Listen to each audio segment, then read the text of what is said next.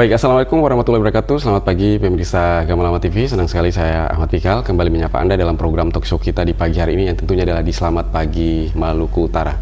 Masih dalam suasana bulan Ramadan, edisi siar di hari Kamis 12 Maret 2026. Dan di pagi hari ini kita akan membincangkan sebuah topik yang cukup menarik seputar kewajiban kita untuk bagaimana mengeluarkan zakat. Dan di pagi ini tentunya saya tidak sendiri, saya langsung ditemani oleh narasumber yang sangat spesial yang sudah tidak asing lagi bagi Anda pemirsa Gamalama TV, khususnya warga Kota Ternate. Saya sapa Pak Adam Marus, Ketua Basnas Kota Ternate. Assalamualaikum Pak. Waalaikumsalam warahmatullahi wabarakatuh. Kabar baik-baik? Baik-baik saja. Puasanya masih lancar? Masih lancar, seperti biasa. Seperti biasa. Baik, pemirsa Gamalama TV, topik kita di pagi ini adalah Ramadan, bulan zakat, ingatlah kewajibanmu. Nah, seperti apa? Langsung kita akan bahas lebih lanjut dengan narasumber kita.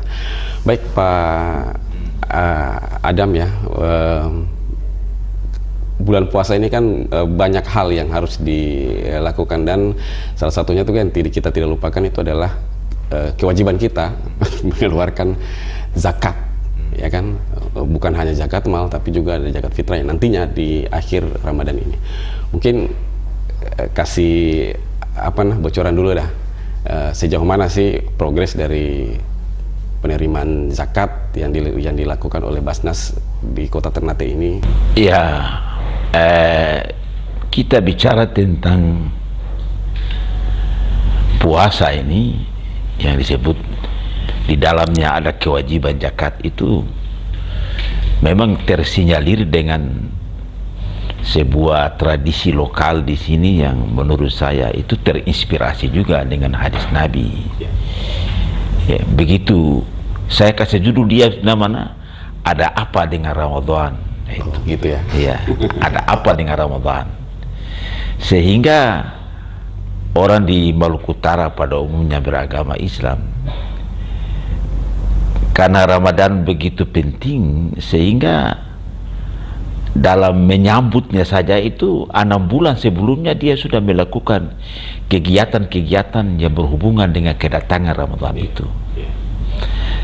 Ya, kalau di zaman dahulu kala itu kumpul kayu bakar, buat minyak kelapa, mancing ikan di laut, bikin ikan garam, menanam padi ladang.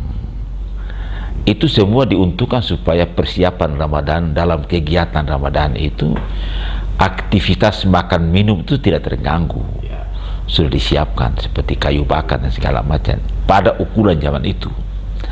Nah, mungkin sekarang ini karena itu sudah teknologi kita semakin canggih, tapi ada sebuah tradisi yang sampai hari ini masih dijaga, yaitu ziarah kubur dan membaca tahlil.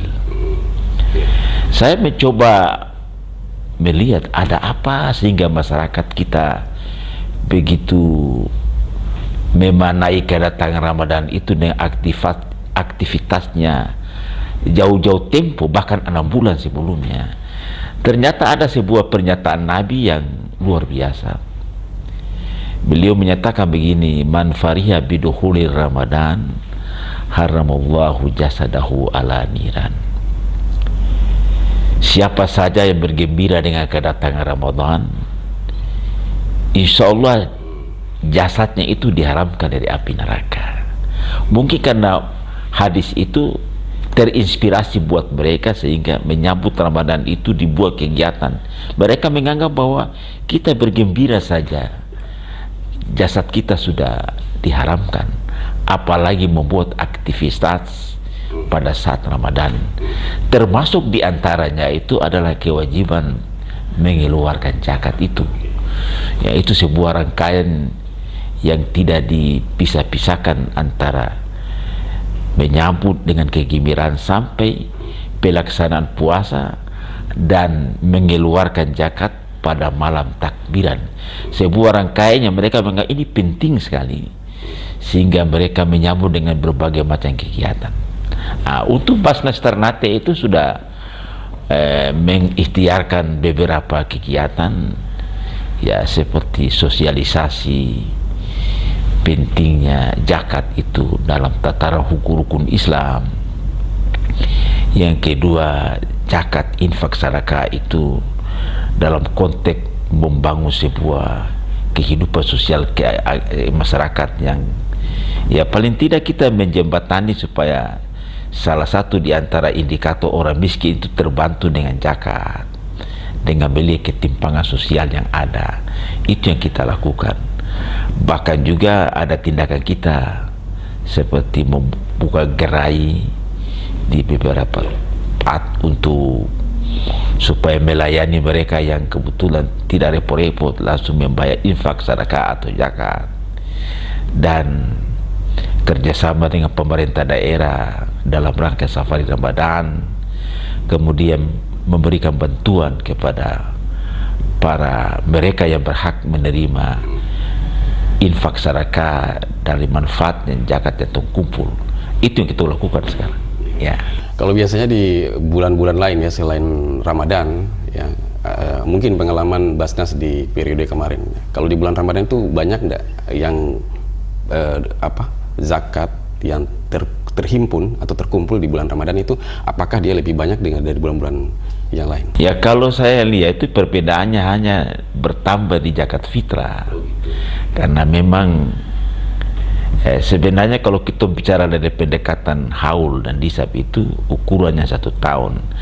Tetapi ini karena terkait dengan Ramadan itu dan berhubungan dengan tradisi masyarakat bahwa zakat fitrah itu rata-rata dikeluarkan pada saat Ramadan dan menjelang Idul Fitri, maka sebenarnya biasa-biasa saja, cuma ada penambahan sedikit dengan zakat fitrah karena rata-rata orang di sini mengeluarkan zakat fitrah itu pada saat bulan Ramadan, dan begitu juga ketentuan syar'i ya.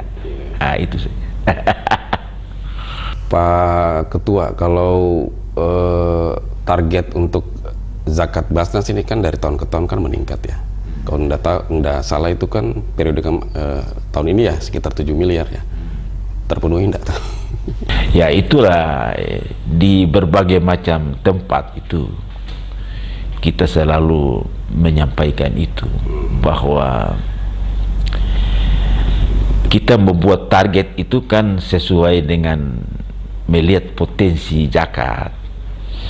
Yang kedua, menyesuaikan dengan keinginan Basnas Pusat. Di tahun ini kita target 8 miliar ya. Iya, 8 miliar. Tapi dalam prakteknya ya dia seputar 4, 5, 6 rata-rata seperti itu. Memang banyak hal yang harus dilakukan ke depan supaya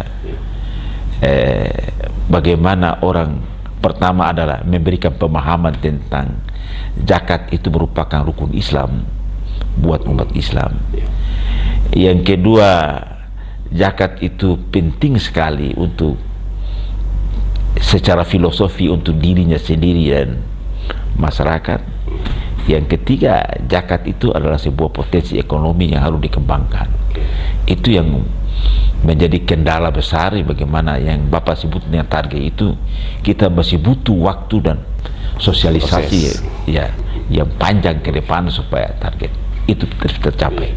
Baik, sebenarnya kalau tadi kan dibilang sekitar 4 ya rata-rata ya. Kalau dalam gambaran Basnas sendiri ya, potensi zakat kalau digarap maksimal untuk Ternate sendiri itu sebesar apa sih? Ya, ini juga kan, dan itu berulang-ulang kali saya sampaikan, tapi belakangan kita belum mencoba hitung ulang. Tapi ini sudah sekitar 4 tahun lalu kita coba menghitung itu potensinya zakat fitrah, zakat mal dan segala macam. Itu dianalogikan bahwa ya sekitar 150 miliar rupiah untuk 150 miliar. Ya, untuk kota Ternate lah, dari Batanlua yang beragama Islam itu ditambah dengan masyarakat Hiri ya, masyarakat Moti, itu potensinya sebanyak itu. Nah, di antara zakat infak sedekah itu yang menjadi kendala besar itu adalah zakat, karena faktor ada ketentuan yang mengikat ya. Kita butuh mengkali strategi dan kerjasama, dan bukan hanya di kota Ternate, hampir seluruh Indonesia ya punya pandangan yang sama bahwa zakat ini butuh waktu yang panjang untuk diberikan pencerahan kepada masyarakat bahwa zakat itu sangat penting buat umat Islam, dan yang kedua untuk bangsa dan negara. Oke. Baik, pemirsa Gamalama TV, kita akan break dulu sebentar ya Pak Ganta ya. Nanti akan kita lanjutkan lagi bagaimana hubungannya dengan lembaga lain. Apakah harus ada kewajiban mewajibkan semua masyarakat itu harus membayar ke Basnas, ataukah ada yang disebut unit pengumpul zakat ya? Nanti dijelaskan di segmen berikutnya. Baik, pemirsa Gamalama TV, selamat pagi Maluku Utara, masih membincangkan tentang Ramadan, bulan zakat. Ingatlah kewajibanmu, akan segera kembali. Tetaplah bersama kami.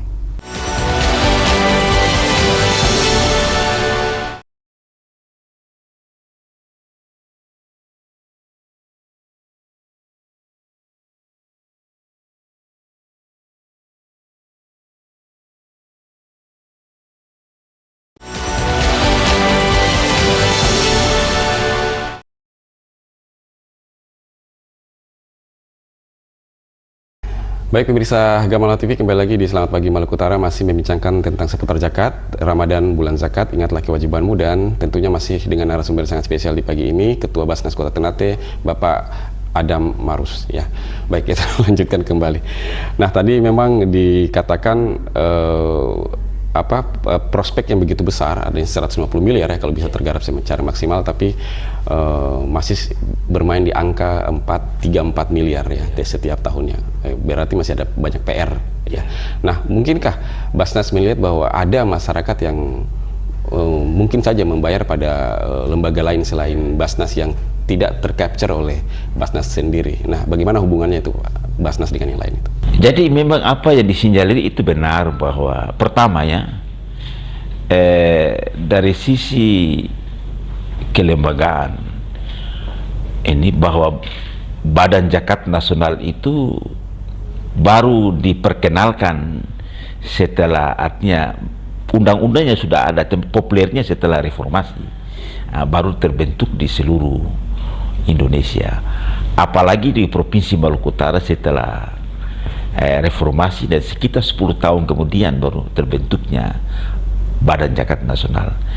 Tentu saja dari sisi sosial kemasyarakatan ini butuh strategi sosialisasi yang begitu mapan ke depan, bahwa orang tahu.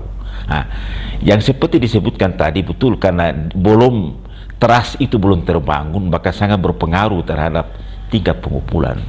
Nah, saya lihat pertama, karena secara internal kita juga butuh kepercayaan. Kedua juga masyarakat kita masih terpola dengan pendekatan-pendekatan lalu, bahwa mereka lebih cenderung membayar zakat kepada tokoh agama, tokoh masyarakat yang dianggap punya kewenangan dan punya pengaruh, yang mereka itu pasti akan menyalurkan kepada 8 asnaf. Nah, yang kedua juga ada juga masyarakat kita yang kebetulan cuma mereka itu ternama begitu, juga lebih cenderung tahun 78 itu baru presiden mengeluarkan itu ke daerahnya makan juga masih senang kemis. Nah, itu kita sudah mencoba di era saya ya. itu. Kalau sekarang ini kan Yang ketiga juga bahwa ada juga umur 3 kadang-kadang tahun kebetulan di unit-unit bapak itu pengumpulan kerja yang kita di bentuk Loloda. Pada saatnya beliau tertahu, cuma mama di mungkin rumah. karena Nah begitu beliau yang balik, saya sebut saya tadi, bilang, Papa ini saya trust ada tes belum nih. terbangun Jadi beliau dengan kaget, baik, oh ada tes ya. sehingga kadang-kadang tidak jujur juga laporannya. Dia menyetorkan ke sini sekian dan sekian juga untuk kepentingan dia di unit pengumpulan itu, seperti mungkin saja membantu orang di sekitar dia, ada juga untuk kepentingan tempat ibadah yang dia lakukan itu, sehingga kita tidak bisa tahu potensinya seperti apa. Yang saya sebut pengumpulan yang di antara 150 miliar kemudian berkisar antara 3 sampai 5 itu yang bisa tercover yang dari mereka yang menyetorkan di sini. Tapi yang di luar itu sebenarnya cukup banyak yang belum menyetor. Ini yang kita ke depan, strategi kita bagaimana strategi sosialisasi dan ya langkah-langkah konkret ke depan supaya membangun kepercayaan publik tentang Basnas itu sebuah lembaga yang paling tepat orang itu menyetor zakat. Oke. Mungkinkah oke lah, kita tidak bisa melarang ya siapa saja boleh untuk membayar zakat dimanapun selama dia percaya. Mungkinkah Basnas mungkin bisa melakukan kolaborasi dengan unit pengumpul zakat yang lain? Ya sudahlah, duitnya atau itu tidak dimasukkan ke Basnas, tapi data itu kita perlukan untuk bagaimana mengetahui realnya seperti apa potensi masyarakat membayar zakat itu. Ini kendala juga ya. Dulu saya transparansi saja saya katakan. Dulu sebelum lembaga ini dibentuk, kebetulan saya ini juga mantan menjabat beberapa kepala kantor di Maluku Utara. Itu pengalaman bahwa laporan masyarakat terhadap tingkat pengumpulan zakat di masing-masing unit itu agak real. Karena memang tadi pola itu mereka yang penting memberikan laporan jumlah totalnya, pemanfaatannya diserahkan kepada unit masing-masing. Tapi setelah Basnas terbentuk, pengalaman Kota Ternate, disitulah kejujuran mulai tidak ada lagi. Hilang. Artinya store berapa, kemudian laporannya juga tidak seimbang. Ini kita tidak bisa menyalahkan siapa-siapa, tapi ya tugas kita bagaimana supaya transparansi akuntabel itu menjadi tugas Basnas untuk memberikan pemahaman itu, bahwa memang filosofinya itu. Kalau kita lihat dari sisi pendekatan agama, Nabi menekankan bahwa yang pertama-tama dilakukan itu ya keluarga, masyarakat. Ya, artinya kalau dalam hukum itu, kalau satu keluarga itu tidak punya kemampuan untuk mengeluarkan zakat fitrah, maka tugasnya adalah orang lain memberikan kepada yang bersangkutan, kepala keluarga, kepala keluarga memberikan kepada istrinya, istri kepada anaknya, dan seterusnya, baru tetangganya. Itu yang masih ada di sekitar kita, yang dipakai oleh masyarakat kita, sehingga ke depan saya sebut bahwa Basnas perlu meyakinkan publik bahwa harus kita memiliki data yang akurat, kemudian program yang jelas, kemudian feedback terhadap masyarakat itu harus kita tunjukkan ke depan. Insya Allah masyarakat akan store zakat kepada kita. Iya, luar biasa ya. Baik, kita break dulu sebentar ya, masih ada 2 segmen lagi. Baik, pemirsa Gamalama TV, masih menarik berbincang di pagi ini seputar zakat, Ramadan bulan zakat, ingatlah kewajibanmu. Kita akan lanjutkan kembali setelah jeda komersial berikut ini. Tetap di Selamat Pagi Maluku Utara.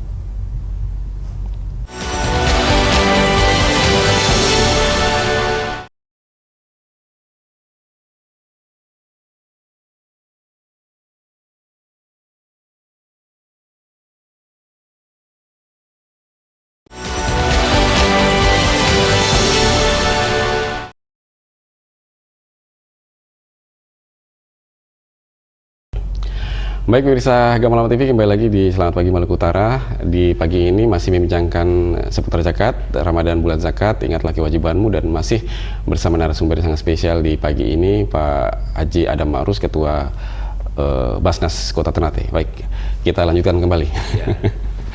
Nah tadi Bapak disampaikan di segmen sebelumnya bahwa memang butuh kerja keras untuk bagaimana meyakinkan masyarakat agar kepercayaan kepada Basnas. Nah saya lihat-lihat ini kan banyak sekali kegiatan-kegiatan yang dilakukan oleh Basnas. Apakah itu hasil dari partisipasi masyarakat membayar kewajibannya ke Basnas hingga langsung disalurkan sesuai dengan kebutuhan ya. Bukan hanya di 8 Masnas itu ya yang penerima itu, tapi juga kelihatan sampai ekspansi ke bencana-bencana bahkan di luar Maluku Utara. Komentar Anda, Pak. Ya, jadi gini ya, tadi yang saya sebut bahwa memang pemberian mereka yang berhak menerima zakat itu tidak dibatasi oleh wilayah. Ya, di mana saja umat Islam ya secara filosofi berhak untuk menerima. Pertama, kedua, ada juga secara filosofi Nabi menyatakan bahwa orang Islam itu seperti sebuah bangunan, menopang antara satu dengan yang lain. Yang kedua, seperti badannya dicubit. satu dicubit semuanya sakit. Filosofi itu dipakai oleh Basnas dalam pemberian bantuan baik di kota Ternate sini. Bahkan belakangan ini kita sampai pada kerjasama bagaimana mengumpulkan donasi ke Palestina. Sekitar 2 tahun lalu. Kemudian barusan ada bencana alam terjadi di Aceh. Kita punya teman juga ditugaskan ke sana untuk memberikan bantuan di sana. Apalagi daerah sekitar Ternate, hampir semua peristiwa bencana alam dan macam-macam itu kita betul-betul kita melakukan penyaluran sesuai dengan 8 asnaf itu. Mungkin itu yang kita lakukan ke depan, bahwa kalau ada istilah di media itu no justice, apa itu istilah, apa namanya, kalau populer baru dikenal, tidak viral. Ya viral dulu baru bisa ada ya, gitu ya. Jadi itu yang kita upayakan ke depan, bahkan seluruh program kita itu kita arahkan supaya dipublikasi ke media, supaya salah satu di antaranya bisa menumbuhkan kepercayaan publik. Yang kedua, kita coba juga memberikan zakat itu tidak boleh sekedar dalam bentuk konsumtif.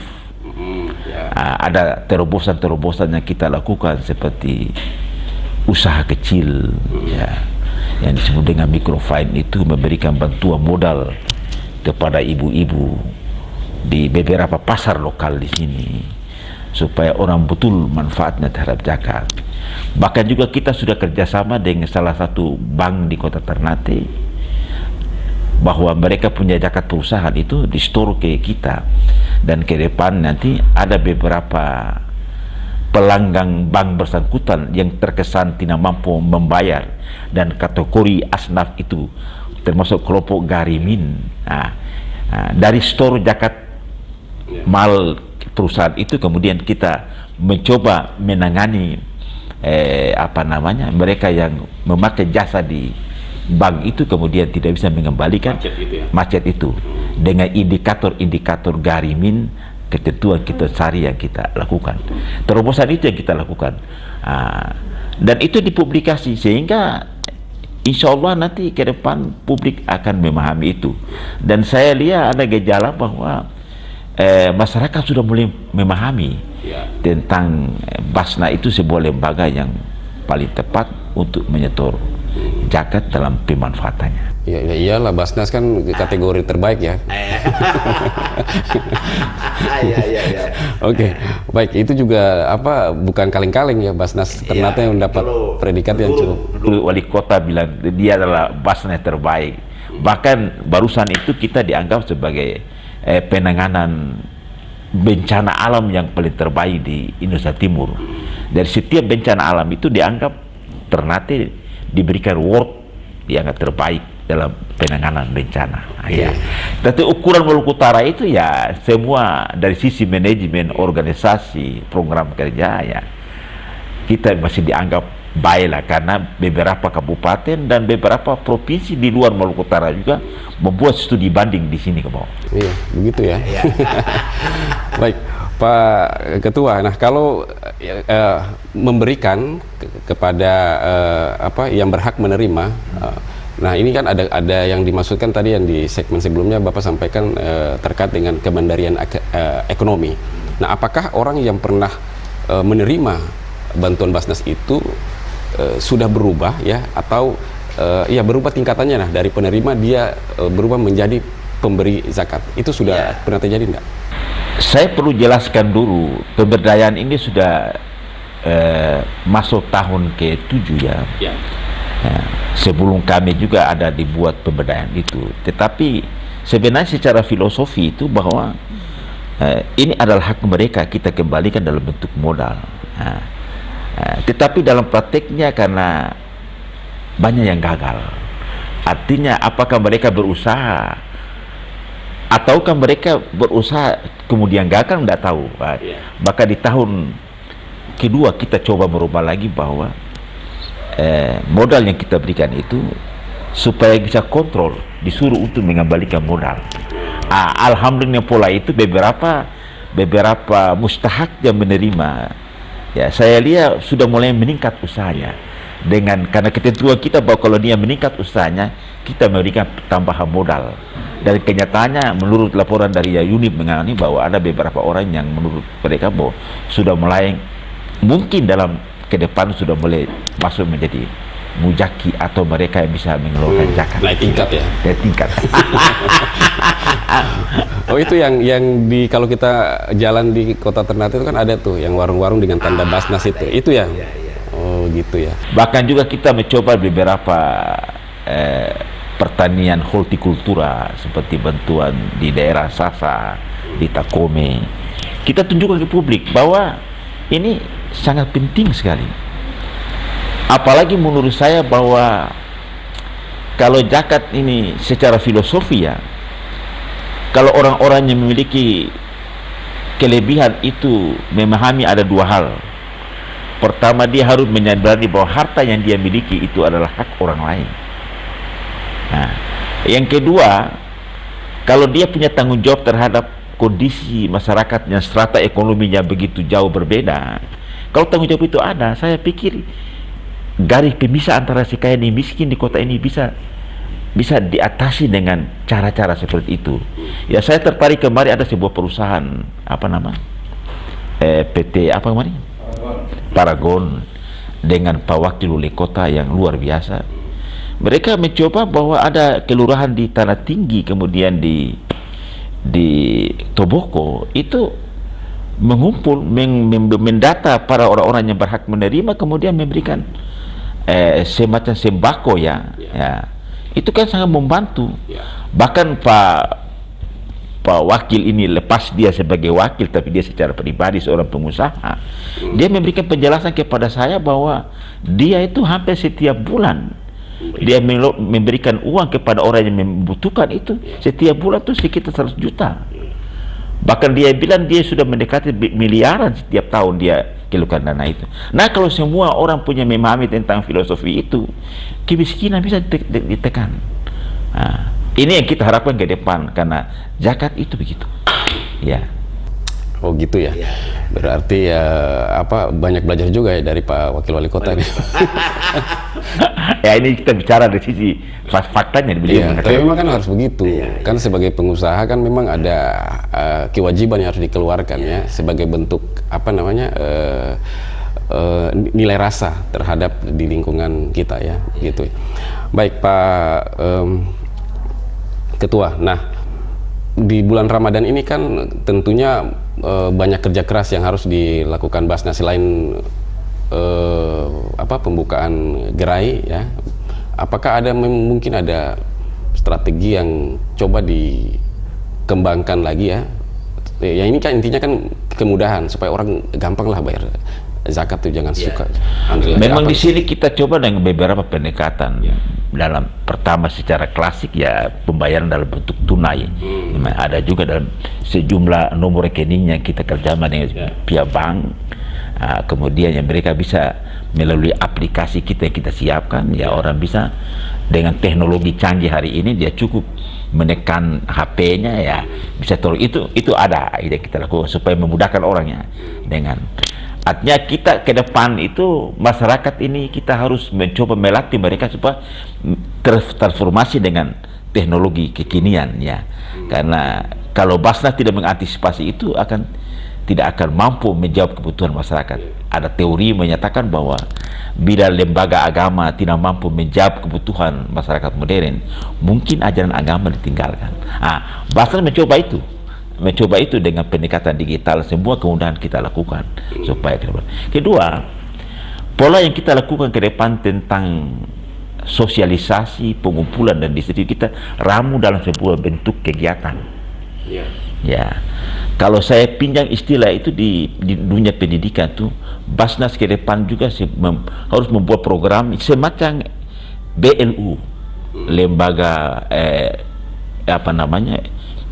Badan Layanan Umum. Ya, artinya kita memiliki sebuah strategi bagaimana memenuhi kebutuhan masyarakat itu. Apakah saya bilang bahan pokok kah, apakah lain-lain itu harus ada di Basnas. Nah, itu maka masyarakat merasa terbantu, maka dengan mudah usaha yang kita lakukan dalam bentuk infak, sedekah, zakat itu juga terbantu dengan yang kita lakukan itu. Ya, itu kita rancang dia ke depan. Ini nih, saya nangkap begini Pak ya, kalau berarti nanti Basnas itu membentuk BLU ya, Semacam unit ya, milik unit Basnas. ya, milik Basnas, tapi di pihak ketiga. Nah, sasarannya itu adalah jangan sampai ada publik mengatakan kita berdagang. Tidak, kita mencoba supaya ini layanan umum. Ya, karena memang pola masyarakat modern begitu. Artinya saya punya istilah dalam konteks ini adalah tidak ada makan siang yang gratis dalam konteks kita. Maka bagaimana supaya orang itu nyaman, merasa diuntungkan tuh dalam pelayanan kita dan mudah untuk menyetor zakat, ya kita harus mencoba merancang program itu ke depan. Saya tadi kepikiran bahwa ini namanya bukan BLU tapi BLZ ya. Boleh juga, boleh. Bisa saja istilah itu dipakai. Ya. Baik, nah ini tadi Pak Ketua juga singgung ya, ini yang klaster yang paling besar ini adalah orang yang berusaha di sini tapi masih banyak yang membayar zakat ke luar. Nah, ini bagaimana untuk menekankan mereka bahwa memang harus ada kewajiban Anda untuk membayar di kota di mana Anda berusaha? Ya, memang kita lakukan sudah ada 3 pola yang pendekatan. Pertama adalah sosialisasi itu secara umum demikian. Kedua juga kita lakukan mencoba dengan dalam pendekatan ya mengundang mereka. Kita lihat juga belum ada perubahan ini ya. Pola ketiga nanti kita mencoba nanti dalam bentuk peraturan daerah. Sementara kita mengatur peraturan daerah itu supaya paling tidak dengan peraturan daerah itu sementara digodok di DPR ini. Kita harapkan dengan peraturan daerah itu paling tidak memberikan ruang kepada mereka-mereka yang berusaha di daerah ini harus punya kewajiban moral dan diikat dalam ketentuan peraturan itu supaya harus menyetor zakat di kota ini di samping kewajiban membayar pajak sebagai warga negara. Dan itu potensinya besar ya, besar sekali. Iya, tadi saya sebut secara umum begitu. Cuma kalau di strata, kalau semua pengusaha punya kewajiban seperti itu, saya pikir mungkin saja kalau menurut Kepala Dinas Pendapatan ya bisa saja kita punya taksasi sekitar 50 atau 60 miliar tiap tahun terkumpul ya. Kalau peraturan daerah itu ada, kemudian kita coba mengkerjasamakan pemerintah daerah supaya ini harus ditekan. Ya, begitu. Bisa. Nah, kalau sekarang kan sudah ada aturan juga ya, perwali ya dari Pak Wali Kota yang mengharuskan bahwa pengelolaan keagamaan ya untuk pengelolaan kan diberikan kewenangan ke Basnas ya. Iya. Perwali itu hanya pada tingkat tidak mengikat ASN aja ya. Kalau peraturan daerah ini kita harapkan seluruh komponen masyarakat di kota ini yang paling tidak mereka itu dikategorikan punya kewajiban membayar zakat masyarakat. Ya. Kalau itu kita bisa lakukan, optimalkan, insya Allah kita akan menjawab kebutuhan masyarakat Islam di kota ini. Ya, kalau surat sakti dari wali kota yang tadi Bapak sebut itu yang sudah mampu mengikat semua ASN itu ada pengaruhnya enggak? Pengaruh, artinya paling tidak kalau sekarang ini justru posisi pertama di antara komponen pengumpulan itu karena ini sudah sakti. Sudah sakti berpengaruh sekali. Kedua juga ada beberapa perusahaan di sini yang secara sukarela seperti Indomaret, Alfamidi yang hampir setiap bulan penyetoran. Ada juga dalam bentuk infak sedekah hampir seluruh di sekolah tingkat SMP, SD di sini juga hampir setiap bulan menyetor tentang infak di sini. Oke, ya sebentar Pak Ketua. Jadi yang pemasukan zakat yang paling terbesar pertama ASN ya. ASN. Kedua minimarket. Indomaret ya itu usaha-usaha ini. Ya supermarket ya. Oke. 3 guru sekolah. 3 itu yang besar ya. Luar biasa. Baik, kita break dulu sebentar yang masih di segmen terakhir lagi ya. Nanti kita akan bahas di waktu Ramadan ini waktu yang tepat untuk kita membayar zakat itu kapan sih, kan ada juga untuk masalah persoalan fitrah ini. Tunggu aja deh nanti besok sudah mau takbiran baru bisa bayar. Nanti dijelaskan di segmen terakhir. Pemirsa Gamal TV, Selamat Pagi Maluku Utara masih akan kembali seputar zakat, Ramadan bulan zakat, ingatlah kewajibanmu, akan kami lanjutkan di segmen terakhir. Tetaplah bersama kami.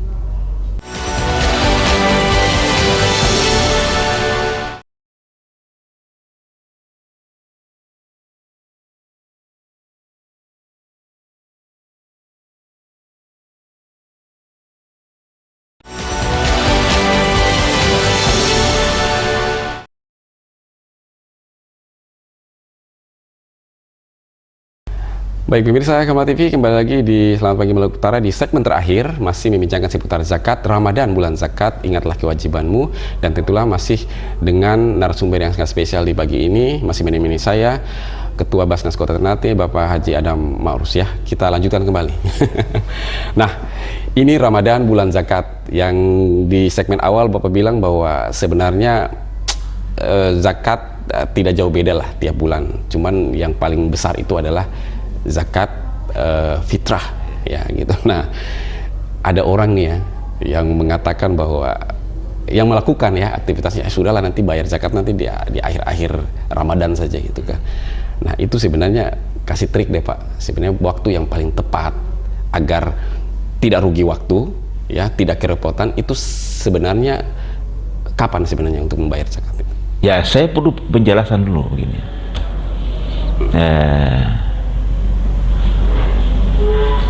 Orang-orang kita ini karena memang dari awal, secara awal beragama kita, orang menganggap bahwa puasa kita itu filosofinya tuh Nabi menyatakan bahwa puasa kita itu tidak akan diterima kecuali mengeluarkan zakat. Persepsi itu dibangun bahwa kalau begitu nanti puasa akhir baru kita lengkapi dengan pembayar zakat. Itu yang sudah dilakukan rata-rata di sini. Terbangun ya, terbangun sudah cukup lama. Ya. Nah, sementara kalau asumsi saya begini, dalam konteks pertama adalah kondisi sosial yang kita lihat hampir setiap saat bahwa masyarakat kita ini yang punya dan tak punya itu masih sangat terlihat di keseharian, apalagi kita hari ini, bahwa alangkah baiknya orang itu bisa mengeluarkan zakat paling tepat itu dari awal. Dari awal sebenarnya sudah bisa. Bisa, karena agama membolehkan itu. Mengapa saya katakan demikian? Karena begini,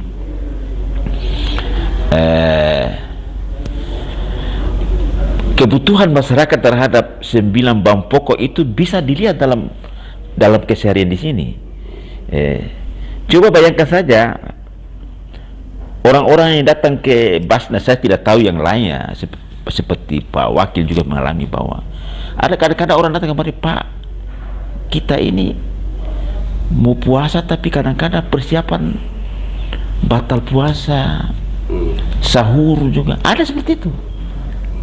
Itu artinya alangkah indahnya kalau seandainya itu dari awal orang kasih keluar.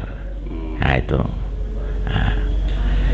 Yang kedua, maaf, saya tidak bermaksud menjustifikasi siapa dan siapa. Di beberapa media itu diberitakan bahwa kita Maluku Utara termasuk provinsi yang ya paling bahagia. Itu. Nah, indikatornya itu karena memang sumber pendapatan hasil pertambangan kita itu bahkan setiap tahun ratusan triliun. Nah, itu yang disetor ke Jakarta. Nah, bisa jadi media itu, tapi kalau tong lihat fakta di lapang ini kontras. Tidak seperti itu. Seperti itu toh.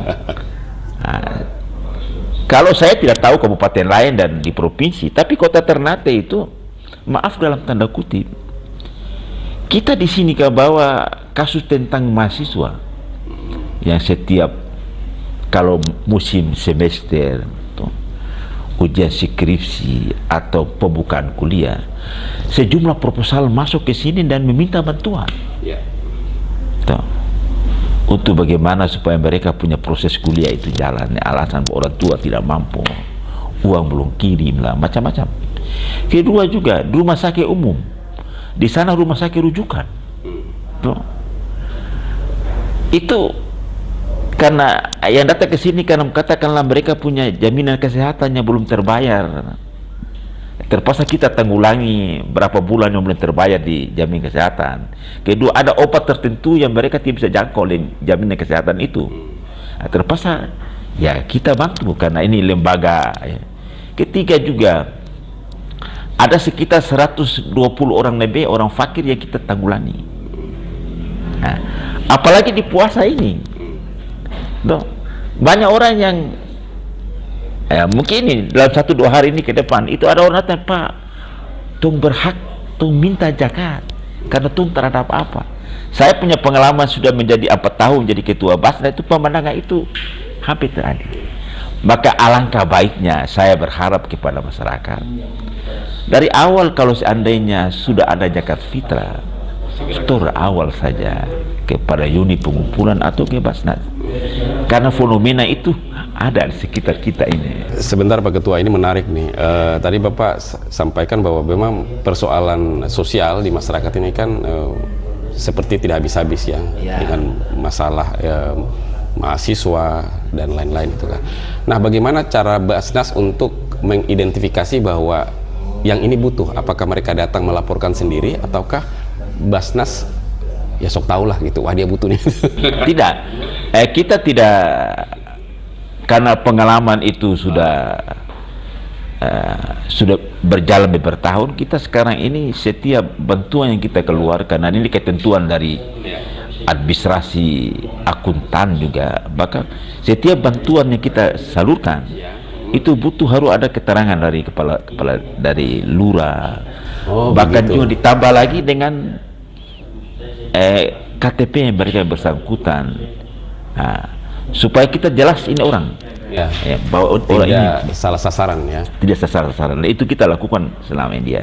Kalau yang seperti itu paling tidak, kalau mereka datang kita kontak dulu kepada pemerintah setempat berasal dari mana, apa ini orang benar atau tidak. Oh begitu.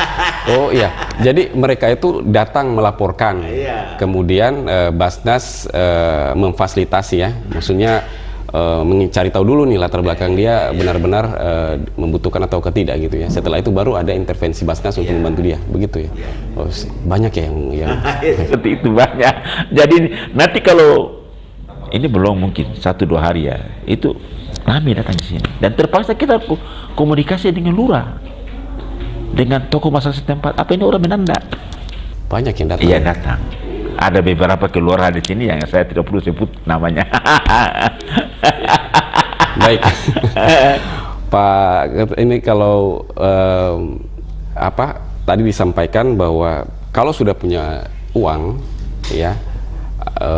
Harta yang sudah cukup itu sepantasnya atau sebaiknya dikeluarkan lebih awal tanpa menunggu Ramadan ini mau berakhir ya. Apakah itu yang menjadi dasar sampai Basnas dengan pemerintah menetapkan jauh-jauh hari besaran zakat fitrah? Ya memang kalau dalam praktek ya saya jadi ketua di sini sudah masuk tahun ke-4, ke-5 ini memang begitu. Kantor agama itu menetapkan sebelum kedatangan Ramadan, kita sudah bikin penetapan zakat fitrahnya berapa, fidyahnya berapa, dan malnya berapa. Baru kita sosialisasi dengan harapan supaya semua unit pengumpulan menjadikan ini sebagai dasar untuk sosialisasi kepada mujaki untuk mengumpulkan zakat ini. Itu dari strategi itu. Kedua juga ya, kita mencoba juga mengecek kepada unit-unit pengumpulan dan menghimbau kepada mereka supaya kalau ada yang menyetor zakat jangan sungkan-sungkan supaya terima itu, karena banyak orang yang butuh ya di lapangannya seperti itu. Kan di masjid itu kan akhir Ramadan rata-rata seperti itu. Itu salah sebenarnya. Sebenarnya salah, karena bayangkan saja, bukan salah, keliru ya. Keliru. Begini, ini kan kalau dalam ketentuan itu sampai hati naik di mimbar baru dianggap sedekah. Nah kalau dia berkumpul sampai dia distribusi pada jam 10, kadang-kadang kan tidak efektif. Nah kalau seandainya dari awal kan baik, kita bisa punya data yang akurat. Tapi kalau jam 10 kemudian distribusi, ya kadang-kadang juga tidak bukan tidak ragu, cuma kan karena terlalu tidak tepat. Iya, waktunya tidak cukup ya. Tidak cukup. Udah mepet waktunya. Iya. Gitu. Berapa besaran untuk fitrah tahun ini? 45.000 rupiah untuk per jiwa gitu. Ya, dengan ukuran bahwa makanan pokok yang populer di sini, beras apa itu yang banyak dimakan di sini, dan kita menetapkan yaitu 2,5 kilo itu diuangkan menjadi 45.000 rupiah. Kalau tiap tahun berbeda-beda ya? Memang kalau dalam ukuran itu memang dilihat makanan pokok yang banyak dipakai, kemudian harga di pasar. Harga kekinian ya, yang sekarang ya. Supaya itu yang dipakai dasar untuk. Sementara fidya itu kita melihat standar makanan yang layak. Ya. Layak di sini ya harga yang paling rendah itu 25.000. Nah kalau 25.000 ya satu hari 75. Ya paling tidak 25.000 itu makanan yang layak lah ya, untuk diberi makan. Pagi, siang, malam ya. Oh iya.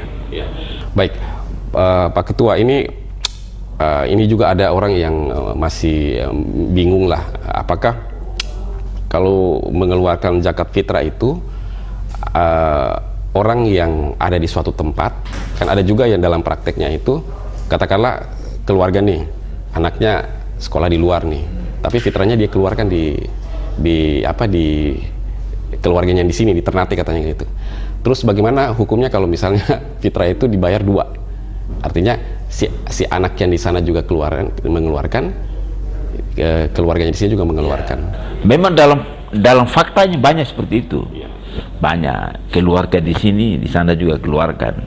Tapi kalau memahami itu sebenarnya satu kali saja. Cuma ini mungkin saja semacam merasa punya tanggung jawab bahwa mereka punya anak, ya dia punya kewajiban harus mengeluarkan. Dia tidak tahu anaknya kasih keluar. Tetapi dalam ketentuan hukum itu ya satu saja, yang satu itu masuk dalam bentuk infak atau sedekah. Oh gitu ya.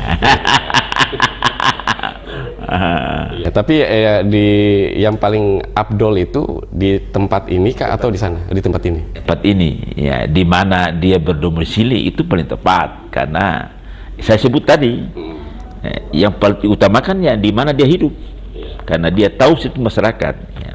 Tapi ada sebagian orang tua menganggap bahwa anaknya merantau jauh di sana dan tidak begitu dikenal. Dia tahu lingkungan di sini, dia lebih cenderung nggak usah ke seluruh sana, di sini aja. Biasa orang tua memang memberikan pemahaman begitu. Dia anggap bahwa di sini kau lahir, sebaiknya nanti kita keluarkan di sini aja, nggak masalah. Ya. Nah, apa dampak yang terburuk ya jika Ramadan yang begitu mubarak ini orang lalai, lupa untuk membayar satu hal itu, zakat? Dari sisi pendekatan norma agama ya tentu saja berdosa. Artinya bahasa agama itu melanggar etika moral agamanya.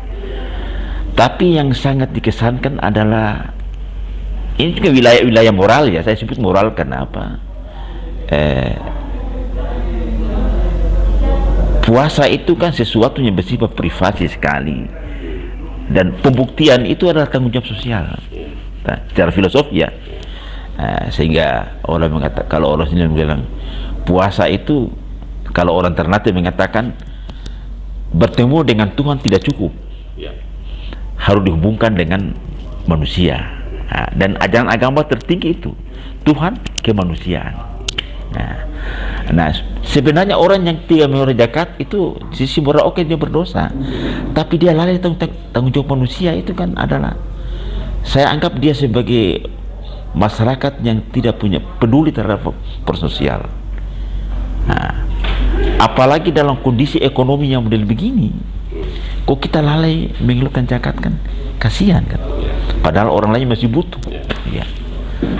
Oleh karena itu barangkali ya diharapkan kepada kita sekalian bahwa kita harus menanamkan pada diri kita bahwa harta yang kita miliki itu adalah hak orang lain yang harus ditunaikan. Dan nilai puasa yang satu bulan dibangun itu gugur ya, tidak bermakna apa-apa. Tidak bermakna apa-apa, begitu. Baik Pak Ketua, mungkin kita sudah berada di penghujung acara di dialog pagi ini ya. sebelum menutup, saya memberikan kesempatan kepada Pak Ketua sekaligus closing statement. Apa pesan Anda buat masyarakat Kota Ternate ini untuk bagaimana melihat Basnas adalah sebuah lembaga yang penting, ya, memberikan kepercayaan, terus jangan lupa bahwa sesegera mungkin untuk mengeluarkan zakat tanpa menunggu Ramadan ini dia berakhir. Pertama, harus diketahui oleh masyarakat Kota Ternate bahwa Basnas itu sebuah lembaga resmi yang dibentuk oleh pemerintah. Nah, tentu saya memiliki data-data yang agak lebih lengkap melalui lembaga lain. Nah, oleh karena itu tidak bermaksud siapa-siapa, tapi alangkah baiknya store zakat di Basnas itu supaya orang-orang yang berhak menerima itu tepat pada sasarannya. Yang kedua, bahwa ajaran agama yang paling tertinggi itu adalah persoalan kesetaraan dan kemanusiaan. Ya. Barangkali supaya hidup kita ini bisa merata ke depan, tidak bermaksud mengklaim menjustifikasi Basnas terbaik. Marilah store zakat di Basnas itu karena kita memiliki program-program yang nyata dalam rangka pemberdayaan ekonomi di kota ini dan membantu pemerintah dalam penanganan sosial keagamaan di kota ini. Yang terakhir, pesan saya bahwa sebenarnya ajaran agama itu adalah sebuah kebutuhan manusia modern. Nah, kalau seandainya kita tidak mampu menjawab itu, maka sesungguhnya agama itu ketinggalan zaman. Basnas mencoba menjembatani itu dalam program-program bahwa Islam itu agama yang mampu menjawab kebutuhan masyarakat modern. Ya, baik ya. Islam adalah membantu untuk menjawab kebutuhan masyarakat modern ya. Ini luar biasa. Baik Pak Ketua, kita sudah berada di penghujung acara di pagi ini. Selamat pagi Maluku Utara. Cukup luar biasa, banyak hal-hal baru yang kita dapat di kesempatan pagi ini. Ternyata memang prospek untuk menghimpun zakat masyarakat Kota Ternate ini sangat luar biasa, tapi tidak tergarap dengan maksimal. Salah satu kuncinya itu adalah kesadaran yang belum begitu merata di kalangan masyarakat. Terima kasih sudah berbagi banyak hal dan mudah-mudahan perbincangan kita ini bisa bermanfaat bagi publik yang menyaksikannya. Ya. Baik pemirsa Agama TV, saya tutup perjumpaan kita di Selamat Pagi Maluku Utara hari ini, dan ingat bahwa sesegera mungkin untuk mengeluarkan zakat seperti apa yang disampaikan oleh narasumber ini, bahwa tidak perlu menunggu Ramadan ini mau berakhir baru Anda bisa mengeluarkan zakat. Saya tutup, billahi taufiq wal hidayah. Wassalamualaikum warahmatullahi wabarakatuh dan sampai jumpa.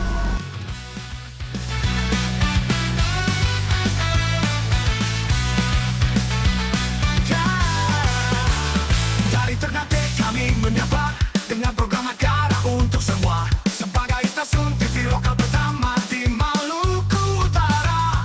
Kami bersama Anda menjadi bagian dalam perjalanan Geraha Majulah Gamalah.